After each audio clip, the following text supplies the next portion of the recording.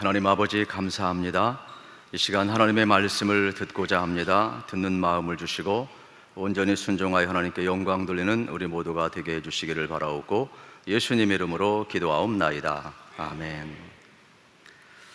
어떤 철학자가 우리 인생을 이렇게 표현했습니다. B에서 D로 가는 존재라 이야기를 했습니다. B는 버스, 출생을 의미합니다. D는 데스, 죽음을 의미합니다. 이러한 문구를 보게 되면은 우리 인생은 태어나서 죽음을 향해 가는 존재 같습니다. 그런데 우리 인생이 태어나서 죽음을 향해서 가는 존재로 끝나는 것이 아니라 무엇인가 그 안에 체험으로 인생이 달라진다는 사실입니다. 그래서 우리의 속담에는 호랑이는 죽어서 가죽을 남기고 사람은 이름을 남긴다 그랬습니다. 우리는 과연 B에서 D로 가는 인생길에서 무엇으로 채워야 될 것인가? 과연 데스, 죽음을 기다려야 될 것인가? 아니면 D를 여러분 드림, 꿈으로 바꿀 것이냐에 따라서 인생이 달라진다는 사실입니다. 이러한 이야기를 읽은 적이 있습니다. 어떠한 사냥꾼이 사냥을 하기 위해서 산속에 들어가서 화살을 겨누고 있는데 독수리를 잡기 위해서 독수리를 겨누고 있었습니다. 그런데 독수리는 자기가 죽는 것을 모르고 또 다른 곳을 응시하고 있었습니다. 그래서 사냥꾼이 그 응시한 것을 쳐다보니까 독수리가 뱀을 잡아먹기 위해서 응시하고 있는 겁니다. 그런데 그 뱀도 자기가 잡혀먹는 줄 모르고 또 다른 곳을 응시합니다. 그곳을 사냥꾼이 쳐다보니까 바로 개구리를 잡아먹기 위해서 응시하고 있습니다. 사냥꾼은 또다시 개구리가 응시하는 곳을 쳐다보니까 무당벌레를 잡아먹기 위해서 응시하고 있습니다. 사냥꾼이 또다시 그의 시선을 바라보니까 바로 무당벌레도 진딧물을 잡아먹기 위해서 응시하고 있는 겁니다. 이 먹이사슬의 관계를 보면서 사냥꾼이 독수리를 향하던 화살을 내려놓았다는 이야기입니다. 그러면서 이 이야기 가운데 이 사냥꾼은 주변을 살펴보면서 이 먹이사슬의 관계 속에서 나를 잡아먹고 나의 생명을 앗아가는 것이 무엇인가 그는 생각하게 되었습니다. 결국 죽음이 그의 생명을 삼키게 될 것입니다. 여러분, 오늘 우리가 젊고 이 선지동산에 올라와 있지만 우리 한 가지 분명히 기억하고 살아야 합니다. 우리도 언젠가는 다 죽는다는 사실이에요. 그렇기 때문에 우리는 히브리서 9장 27절에 있는 말씀처럼 사람이 한 번 태어난 것은 정한 이치지만은 그 후에는 반드시 심판이 있다는 것을 알고 살아야 될 존재라 이러한 말씀이 되겠습니다. 우리가 인생길 걸어가면서 참으로 가장 중요한 것은 어디서 와서 무엇을 하다가 어디로 가는지 아는 인생만큼 중요한 것은 없습니다. B에서 D로 가는 존재인데 B와 D 사이에는 C가 있습니다. 우리 C는 여러분 여러 가지 단어를 생각할 수가 있습니다. 어떠한 초이스, 선택을 택할 수가 있겠고 찬스, 기회가 올 수도 있을 것이고 또 여러분들이 체인지, 변화를 추구할 수 있을 것이고 또 여러분들 더 나아가서 챌린지, 도전으로 여러분의 인생을 메꿔 갈 수가 있을 것입니다. B와 D 사이 속에서 우리가 존재하고 있는데 어떻게 채우느냐에 따라서 우리의 인생은 바뀌어질 수가 있는 것입니다. 그런데 이렇게 좋은 C만 있지 않습니다. B와 D 사이에 C, 크라이시스, 위기도 있다는 것을 우리가 알아야 합니다. 우리가 공부하다 보면 저 자신도 그랬습니다만은 아무리 노력해도 안 될 때가 있어요. 그래서 성적이 곤두박질 칠 때 참 여러분 마음이 많이 아프지요. 또 이 캠퍼스에서 또 아름다운 교제를 나누다가 또 이게 이별을 하게 되면 이 신학교 떠날 수도 없고 참 다닐 수도 없고 이 사랑의 이별의 그 위기가 와요. 또 우리 때는 경제적으로 어려워서 이 학교를 계속 다녀야 하나 이 크라이시스 위기 앞에 놓인 사람이 많이 있었어요. 건강의 문제도 마찬가지고요. 우리가 참으로 원치 않는 수많은 시가 우리 앞에 있다라는 사실입니다. 인생의 위기를 어떻게 극복해야 할까? 가장 힘든 것이 사명을 받고 왔는데 선지동산에서 사명이 흔들린다라는 거예요. 1학년 때는 목사고 2학년 때는 점점 내려가서 4학년 졸업할 때 되면 이 사명까지 흔들리는 우스갯소리가 신학교에 퍼져 있지 않습니까? 그만큼 인생은 언제든지 위기가 온다라는 사실입니다. 오늘 본문 속에도 마찬가지입니다. 특별히 본문 속에 나오는 여러분 인생의 위기를 만난 두 제자 이야기를 우리는 접하게 됩니다. 우리가 주목할 것은 13절에 이렇게 시작합니다. 그 날에. 과연 오늘 본문은 그 날이라는 단어를 왜 썼을까요? 그 날은 어떤 날일까요? 이 날은요, 예수님이 부활한 날입니다. 이 날은 막달라 마리아를 비롯해서 여인들이 무덤에 갔다가 빈 무덤을 본 날입니다. 이 날은 이 여인들의 소식을 듣고 베드로와 요한이 와서 무덤에서 빈 무덤을 확인한 시간입니다. 그리고 예루살렘 거리에는 예수님이 정말로 부활하셨다는 소식이 퍼져 있었어요. 왜 이렇게 빨리 퍼졌을까? 성경 통독을 하는 어떤 목사님이 재미나게 이야기합니다. 왜 사랑하는 수제자 베드로나 요한에게 보이지 아니하고 막달라 마리아에게 맨 먼저 주님이 보이셨을까? 왜 보였을 것 같아요? 여성 비하 발언이 아니고요, 이렇게 성경 통독 그 목사님은 설명을 하더라고요. 여성들이 이게 빨리 전한답니다. 그래가지고 부활의 소식은 지체 없이 즉각적으로 빨리 전해야 되기 때문에 막달라 마리아에게 나타났다고 이야기를 합니다. 저는 나름대로 되게 웃으면서 감동했는데 여러분은 그저 그런 것 같아요. 부활의 소식은 지체 없이 정말로 빠르게 전해야 될 소식이에요. 그런데 문제는 이러한 부활의 소식이 전파되고 있는 이 시점에 엠마오로 향하는 두 제자가 있습니다. 이들은 왜 고향을 향해서 갈까요? 예루살렘에서 엠마오는 10km가 넘는다고 합니다. 명절도 아닌데 말입니다. 이들은 예루살렘에서 벌어진 일 도저히 그들은 받아들일 수가 없었습니다. 예수 그리스도가 메시아이고 예수 그리스도가 우리를 구원할 자로 그 믿고 따랐는데 예수님의 십자가의 사건을 경험하면서 그들은 좌절과 실패를 경험하고 여기서 우리가 믿는 모든 것이 무너지는 것은 아닌가 절망감에 빠지고 있다는 사실입니다. 사람은요, 자기가 무엇을 보고 무엇을 믿고 무엇을 생각하느냐에 따라서 시선이 달라지는 것입니다. 요즘 우리가 사는 세상도 마찬가지입니다. 무엇이 옳고 무엇이 그른지 판단하기 어려운 시대에 우리가 살아가고 있습니다. 기본 상식마저 무너져버린 그러한 모습 속에서 오늘 많은 젊은이들이 박탈감을 느끼고 기회의 균등조차도 없고 과정의 정의조차도 없고 결과도 정의롭지 못한 우리 사회 속에서 우리들이 어떠한 길을 걸어가야 할까 가슴 아픈 그러한 시대를 우리가 살아가고 있습니다. 우리가 서 있는 이 혼란의 길 위에서 우리는 분명히 무엇을 보고 무엇을 생각해야 할 것인가? 무엇을 보고 무엇을 생각하느냐가 우리 인생을 좌우하게 되기 때문에 그렇습니다. 오늘 엠마오를 향하는 이 두 제자는 어떻게 보면은 절망과 포기, 무기력 속에서 그의 인생길을 걸어가고 있습니다. 여러분은 어떠한 인생길을 걸어가고 있습니까? 톨스토이의 구두수선공이 만난 하나님이라는 작품이 있습니다. 이 이야기에 보면 하나님이 찾아오신 내용이 기록되어 있습니다.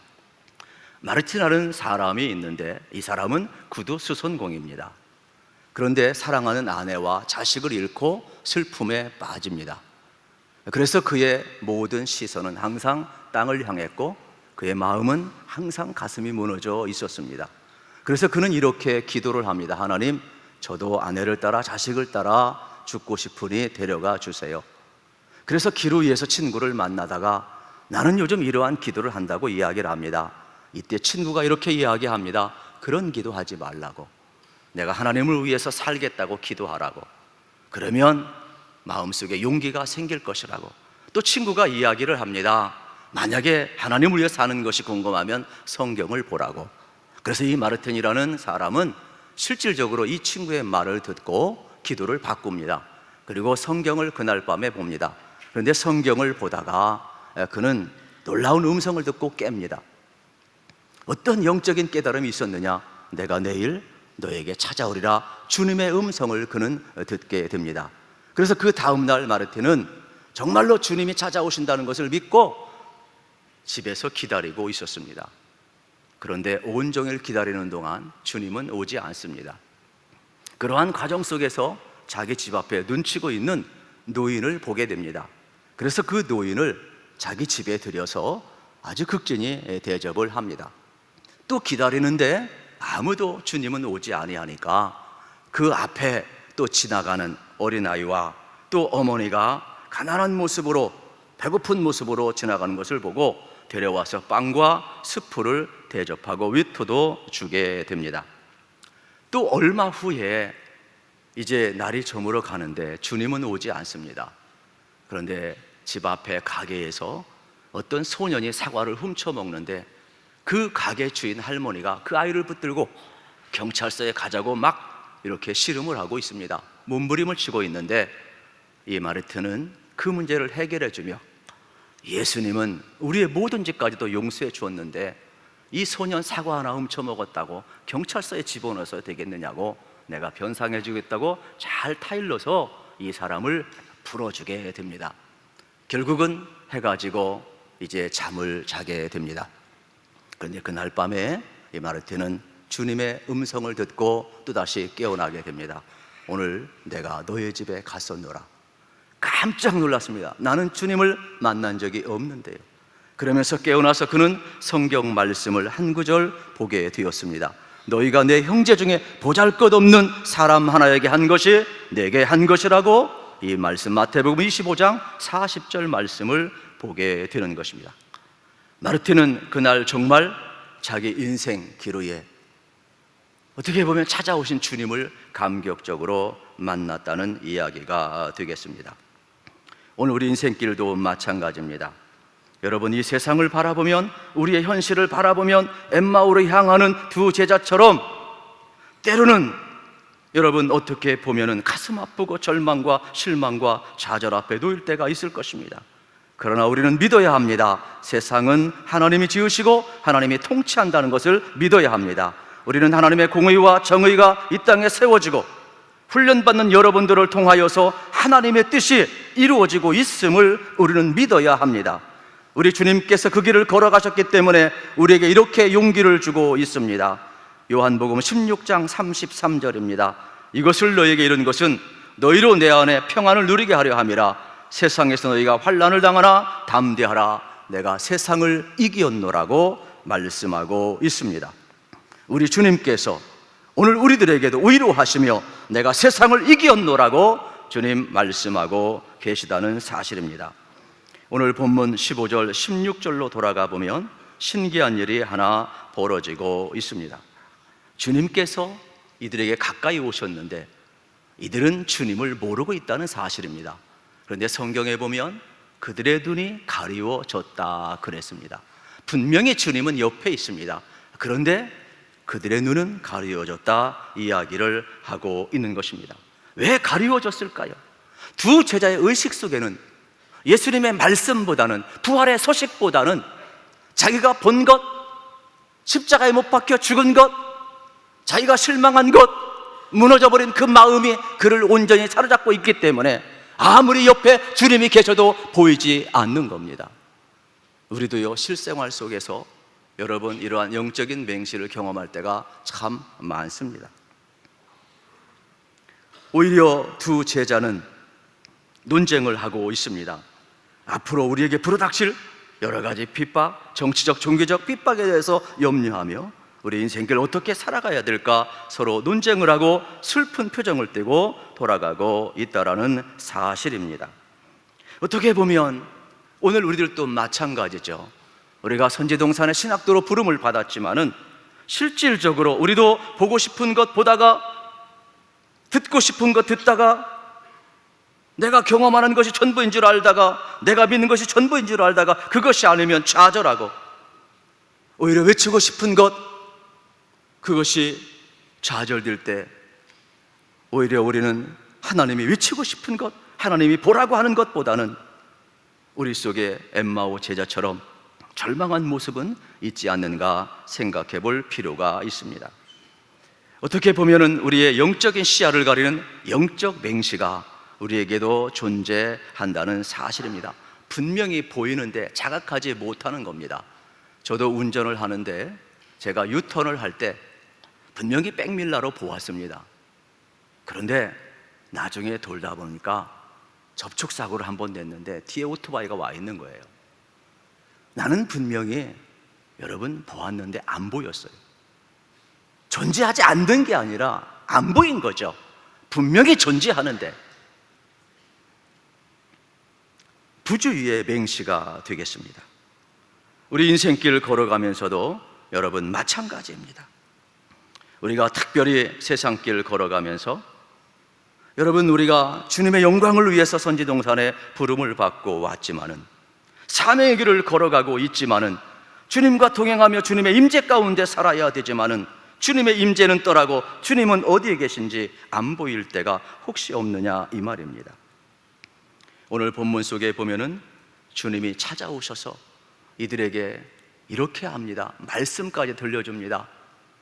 그리고 심지어는 제들과 함께 떡을 떼면서 식사까지도 합니다. 이 모든 모습들은 예수님이 제자들과 함께 했던 그 모습을 재현하는 모습이에요. 더 놀라운 사실은 주님께서 이들에게 오셔서 말씀하시고 떡을 떼어주시고 함께 했을 때 이들이 비로소 말씀을 통하여 마음이 뜨거워지고 떡을 떼는 순간 그들은 주님인 것을 깨닫지만 주님은 거기에 사라져 버립니다. 놀라운 사실은 엠마오를 향하던 이 주 제자가 영적 맹시에 빠져 있다가 여러분, 그들의 마음이 뜨거워지면서 떡을 떼면서 주님의 말씀이 생각나고 주님이 보였다라는 사실입니다.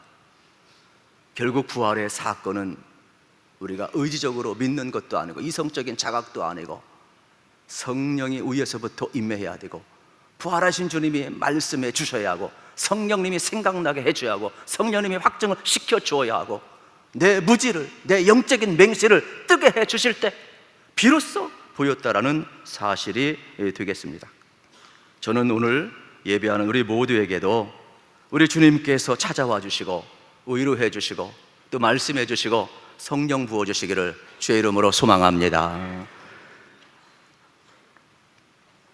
이 신학교 와서 가장 힘든 게 55분에 설교 끝나라는 말이에요. 이제 끝나야 됩니다. 제가 결혼식 가서도 제일 힘든 게 5분 안에 주례 끝내주세요 말이었는데 저희들은 보통 한 30분, 35분 이 정도 설교하는데 23분 안에 끝내라고 해서 끝내려고 합니다. 여러분, 보덴이라는 사람이 있었습니다. 이 사람은 1904년도 시카고에서 고등학교를 졸업하고 유산 상속을 받아 백만장자가 되었습니다. 그런데 그의 아버지가 특별히 좀 세상에 나아가서 견문 좀 넓히라고 여행을 보냈습니다. 그런데 세상에 나아가서 아시아, 아프리카, 중동 다 돌아다니면서 견문을 넓히다가 기로에서 고난당하는 사람, 복음을 모르는 수많은 사람들을 만나보면서 충격을 먹습니다. 그러면서 그는 편지를 하나 보냅니다. 아버지, 내가 다시금 돌아가면 나는 지체 없이 내 인생을 내가 본 이 길 위에서 내가 본 이 수많은 사람들을 위해서 복음을 전하며 이들을 위해서 내게 준 돈을 쓰면서 살겠습니다. 아버지, 나는 더 이상 내 인생을 지체할 수가 없습니다라고 편지를 보냈습니다. 집에서는 발칵 뒤집혔습니다. 그러나 돌아와서 그가 프린스턴에서 신학을 공부하고 실질적으로 그는 이제 중국에 있는 회교 선교를 하기 위해서 떠나게 됩니다. 그 과정 속에서 그는 이제 이태리에 잠깐 들리게 되고 그곳에서 그는 원치 않게 뇌수막염에 걸려서 죽게 됩니다. 많은 사람들을 이야기를 했습니다. 이러한 죽음이 허무한 죽음이 아닌가. 그런데 그의 성경책에 이렇게 써 있었습니다. 나는 결코 후회하지 않는다. 어쩌면은 여러분, 저는 이 두 마디가 늘 가슴 속에 있습니다.